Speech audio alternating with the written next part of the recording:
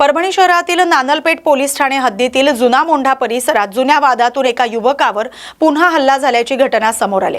जामिनावर सुटल्यानंतर संबंधित युवकावर पुन्हा मारहाण झाल्याचा आरोप कुटुंबियांनी केलाय। या घटनेत तो गंभीर जखमी झालाय। मिळालेल्या माहितीनुसार साक्ष न देण्याच्या वादातून नवीन हॉटेलचं काम सुरू असताना हा हल्ला झाल्याचं सांगितलंय। या घटनेत मदनी हॉटेलचे मालक खामिसा मोहम्मद सलमान यांच्या हाताला गंभीर दुखापत झाले। त्यांना तातडीने परभणी येथील आरपी मेडिकल कॉलेजमध्ये दाखल करण्यात आले। यापूर्वी देखील याच वादातून त्यांच्यावर मारहाण झाल्याचा दावा कुटुंबियांनी केलाय। या प्रकरणाचा अधिक तपास नानलपेठ पोलीस करत आहेत। ये मेरे ऊपर जानलेवा दूसरा हमला है।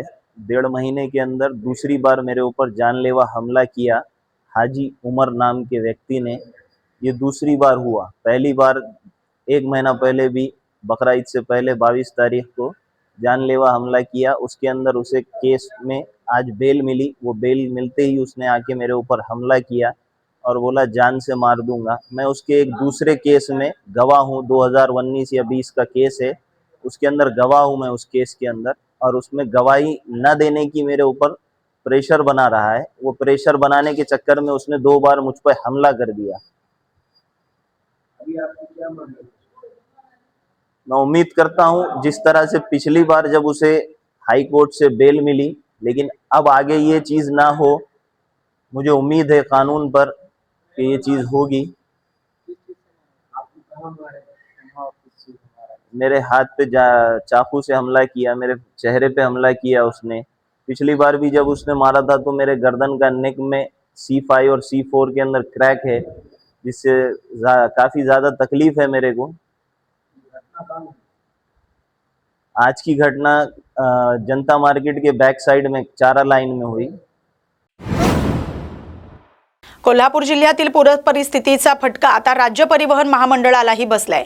मुसळधार पाऊस आणि विविध मार्गांवर पाणी आल्यामुळे गेल्या 3 दिवसात कोल्हापूर विभागाच्या तब्बल 600 एसटी फेऱ्या रद्द करण्यात आल्यात। यामुळे प्रवाशांची मोठी गैरसोय झाली आहे। महामंडळालाही आर्थिक फटका बसलाय। पुरामुळे अनेक प्रमुख रस्त्यांवरील वाहतूक विस्कळीत झाले। सुमारे 40,000 किलोमीटरचा नियोजित प्रवास रद्द करावा लागलाय। या परिस्थितीमुळे राज्य परिवहन महामंडळाचं जवळपास 20 लाख रुपयांचं नुकसान झाल्याची माहिती समोर आली। मुंबई पुणे कोल्हापूर या मार्गासह जिल्ह्यातील अनेक मार्गावरील बस सेवेवर परिणाम झालाय। 3 राज्य मार्ग आणि अनेक जिल्हा मार्ग अद्याप पाण्याखाली आहेत। त्यामुळे प्रवाशांना मोठा मनस्ताप सहन करावा लागतोय। दरम्यान परिस्थितीचा सातत्याने आढावा घेत आवश्यक ते बदल करण्यात येत आहेत। पाणी ओसरल्यानंतर टप्प्याटप्प्याने बस सेवा पूर्ववत करण्यात येणार असल्याचं राज्य परिवहन महामंडळाने स्पष्ट केले। भोसले विभाग नियंत्रक कोल्हापूर। 2 दिवसापासून मुसळधार पाऊस चालू आहे कोल्हापूर जिल्ह्यामध्ये। त्या अनुषंगाने आमच्या जिल्ह्यातील विभागाच्या आमच्या 17 मार्ग बंद आहेत आणि अंदाजे 600 फेऱ्या रद्द झालेल्या आहेत। त्या अनुषंगाने आपले जवळजवळ 40,000 किलोमीटर रद्द आहेत आणि अंदाजे नुकसान आमचं 20 लाख पर्यंत बुडालेलं उत्पन्न आहे। तर या अनुषंगाने आम्ही सर्व प्रवाशांना एक सांगू इच्छितो, आवाहन करू इच्छितो की आम्ही ज्या ज्या मार्गांवरती पर्यायी मार्ग उपलब्ध असतील त्या मार्गांवरून प्रवासी वाहतूक करत आहोत।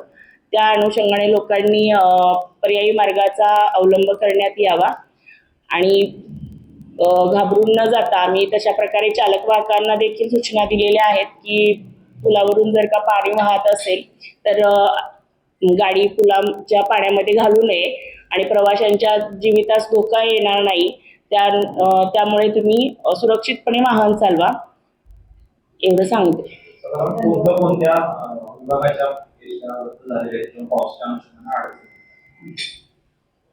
आमच्या तसं बघितलं तर नाशिक पुणे आणि मुंबई या मार्गावरच्या एसट्या आमच्या म्हणजे बसेस फेऱ्या या बंद झालेल्या आहेत आणि आपल्या तालुक्यातल्या देखील कुरुंदवाड इचलकरंजी आणि गगनबावडा हे 3 तालुके वगळता इतर जे तालुके आहेत माझे तर त्या कोल्हापूर इचलकरंजी म्हणजे गडहिंग्लज गारगोटी मलकापूर चंदगड कागल राधानगरी आणि आजरा या तालुक्याच्या फेऱ्या आपल्या रद्द झालेल्या आहेत।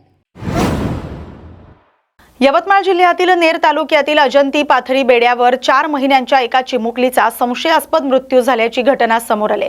लसीकरणानंतरच मुलीचा मृत्यू झाल्याचा आरोप कुटुंबियांनी केलाय. मात्र आरोग्य विभागानं हा दावा फेटाळून लावत शवविच्छेदन अहवालानंतर मृत्यूचं नेमकं कारण स्पष्ट होईल अशी भूमिका मांडली. मिळालेल्या माहितीनुसार अजंती येथील अंगणवाडीत आयोजित लसीकरण शिबिरात 4 महिन्यांच्या हिरा मचेशा भोसले हिला नियमित लस देण्यात आली होती. दिवसभर प्रकृती सामान्य असल्याचं कुटुंबियांनी सांगितलं. मात्र बुधवारी पहाटे ती बेशुद्ध अवस्थेत आढळली आणि तिचा मृत्यू झाल्याचं निदर्शनास आलं. या घटनेनंतर लसीकरणातील निष्काळजीपणामुळेच मृत्यू झाल्याचा आरोप आई वडिलांनी केलाय. या प्रकरणी चौकशीची मागणी त्यांनी केली आहे. सकाळी शाळेमध्ये प्राथमिक मराठी शाळेमध्ये नेलं गेलं आणि त्यांना लस दिली.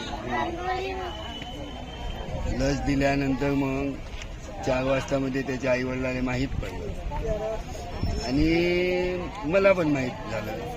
मग मला माहीत झाल्यावर मी सगळ्यांना फोन केले, साहेब असं घडलेलं आहे सकाळपासून. आणि एकच आमची मागणी आहे, शासनाने वारंवार आमच्यात बळी घेण्याची जबाबदारी आहे आणि शासनाने अजूनही आमचं लक्ष का दूर आहे बा. कारण आम्ही 10 वाजतापासून इथून बसून आहे. पोलीस स्टेशनला माहीत दिलं, डॉक्टरना माहीत दिलं, तहसीलदाराला माहीत नाही का. सगळ्याला आम्ही सूचना दिल्या. मागं असंच एक प्रकरण घडलं माझ्या हलगीच्यामुळे आणि शासनाच्या हलगीच्यामुळे किती बळी घ्यायची माझे हे म्हणणं आहे. आणि तहसीलदाराला माहिती आहे की सकाळी त्यांना लस दिल्यामुळे असा संशय आहे आणि आम्हाला अंदाजात काही माहीत नाही.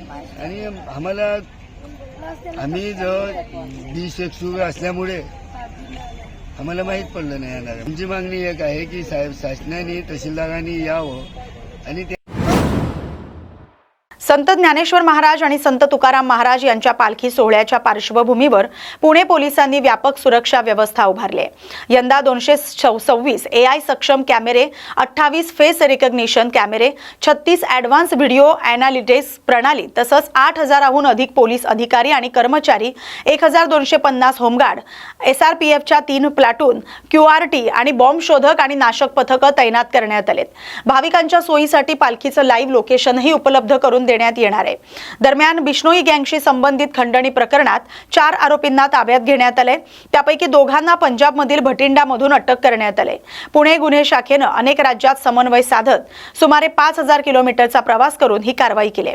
या कारवाईत 3 अग्निशस्त्र जप्त करण्यात आले. आरोपींना खंडणीसाठी कोणी प्रवृत्त केलं होतं का याचा तपास सुरू आहे. सुरक्षासाठी 50 कर्मचारी जे क्विक रिस्पॉन्स वाले जे कर्मचारी आहेत त्यांची नियुक्ती करण्यात आलेली आहे आणि 50 ची म्हणजे एका पालखीसाठी 50 ची 3 टीम, एकासाठी 50 चे 3 टीम. तसेच काही व्हॉलेंटियर्स आहे जे नातेपुतेवरून त्यांना बोलवण्यात आलेली आहे. त्यांचे अंदाजे 200 व्हॉलेंटियर्स या पालखीसाठी उपस्थित राहणार आहे, जेणेकरून पालखीचे मूव्हमेंटमध्ये महिलांचे सुरक्षाचे विषय असतील, महिलांचे मंगलसूत्र चोरी किंवा लोकांचे पिक पॉकेटिंग इत्यादी होणार नाही, त्यासाठी काळजी होणार आहे. त्याचबरोबर जे मुक्कामाचे म्हणून जे काही गर्दीचे ठिकाण आहे, जसे स्पॉट्स जे आम्ही अशा 20 स्पॉट्स आयडेंटिफाय केलेले आहेत जे जास्ती फुटफॉल असते, विश्रांतवाडी चौक असावी किंवा पाटील एस्टेट असावी किंवा COEP किंवा संचेती चौक, RTO चौक, फर्ग्युसन कदे, खंडूजी बाबा, अलका टॉकीज आणि मुक्कामाचे ठिकाण किंवा पुढच्या दिवशी गाडीतल असतील आणि पुढे वडकी आणि दिवेघाट इत्यादी, त्या सर्व ठिकाणी अतिरिक्त मनुष्यबळ लावण्यात आलेले आहे. त्याचबरोबर मुक्कामाचे ठिकाण ज्यावेळी पालखी येते प्रथम दिवशी त्यावेळी गर्दी तिथे मोठ्या प्रमाणात असते. तिथे आरती पर्यंत मोठा गर्दी असते, नंतर लोकांची रांग असते. ते सर्व अडचणचे विचार करून यावेळी महानगरपालिकांनी भवानी पेठ येथे पूर्ण रस्ता ते परिसर थोडा मोकळा केलेला आहे आणि नवीन व्यवस्था तिथे केलेली आहे, जेणेकरून जे दर्शनार्थी आहेत त्यांना कोणत्याही प्रकारची अडचण होणार नाही. VVIP मूव्हमेंट्स प्रत्येक वर्षी वर्षानुवर्ष सुरू आहे. गर्दीचे प्रमाण वाढत असल्यामुळे मागच्या वेळी काही थोडीशी त्यावेळी काही गर्दी जास्ती झाली होती, त्या अनुषंगाने काय मिटिगेटिंग मेजर्स घ्यायची आहे यावेळी त्याची पूर्ण प्लॅनिंग करण्यात आलेली आहे, जेणेकरून शेवटी जे वारकरी आहे आणि दर्शनार्थी आहे त्यांची सोय आमच्यासाठी प्राधान्याचे विषय आहे आणि त्यांना कोणत्याही प्रकारची अडचण होणार नाही याची काळजी योग्यरित्याने घेण्यात येत आहे. VVIP सिक्युरिटी आणि VVIP मूवमेंट जे काही असतात त्यांची योग्य सुरक्षा आणि त्याची पूर्ण व्यवस्था करण्यात येईल याची पण काळजी घेण्यात येते. कल्याण शहरातील छत्रपती शिवाजी महाराज चौकात साचलेल्या पावसाच्या पाण्याच्या निषेधार्थ युवक काँग्रेसनं अनोखं आंदोलन केलंय. चौकात साचलेल्या पाण्यात बसून आंदोलन करत कार्यकर्त्यांनी महापालिका प्रशासनाविरोधात जोरदार घोषणाबाजी केली. नालेसफाईसाठी कोट्यवधी रुपयांचा निधी खर्च करण्यात आल्याचा दावा केला जातो. मात्र पावसात शहरातील रस्त्यांवर मोठ्या प्रमाणात पाणी साचत असल्यानं हा निधी नेमका गेला कुठे असा सवाल युवक काँग्रेसनं उपस्थित केलाय. जोपर्यंत रस्त्यावरील साचलेलं पाणी हटवलं जात नाही तोपर्यंत युवक काँग्रेसचं आंदोलन सुरू राहील आणि आम्ही पाण्यात बसूनच निषेध करू असा इशारा आंदोलनकर्त्यांनी दिलाय. तुम्ही जसं मीडियात सांगते आम्हाला पाण्यात बसून आंदोलन, खरं तर हे रस्ता आहे, रस्त्याचा तलाव बनवलाय हे महापालिकेने बनवलाय. नक्की तरी आयुक्तांना शाल आणि श्रीफळ द्यायला पाहिजे. जे KDMCचा वॉटर पार्क आम्ही हे चालू करून दिलाय नागरिकांसाठी. तुम्ही कुठलीही गटर चेक करा, दुर्गाडी पासून सदानंद चौक पासून शिवाई चौक पासून मेट्रो मॉल, कुठल्याही गटरमध्ये पाणी पास होत नाही. 4 करोडची निधी पास केली आहे, ह्याचा नेमकी पैसा गेला कुठे याचा जबाब आम्हाला आयुक्त आणि स्टँडिंग कमिटी कडून पाहिजे. जेव्हापर्यंत हे रस्त्यावर पाणी आहे तेव्हापर्यंत युवक काँग्रेस हे रस्त्यावर राहणार. जय हिंद, जय महाराष्ट्र. वर्ध्यातील गोरज भंडारवर अन्न आणि औषध प्रशासनानं केलेल्या कारवाईला उच्च न्यायालयाच्या नागपूर खंडपीठानं स्थगिती दिली. न्यायालयाच्या या आदेशामुळे FDAच्या कारवाईवर तात्पुरती रोख लागले. या प्रकरणाला महत्त्वाचं वळण मिळालंय. राज्यातील अन्न आणि औषध प्रशासनाचे आयुक्त तुकाराम मुंढे यांच्या कार्यकाळातील हा पहिला मोठा धक्का मानला जातोय.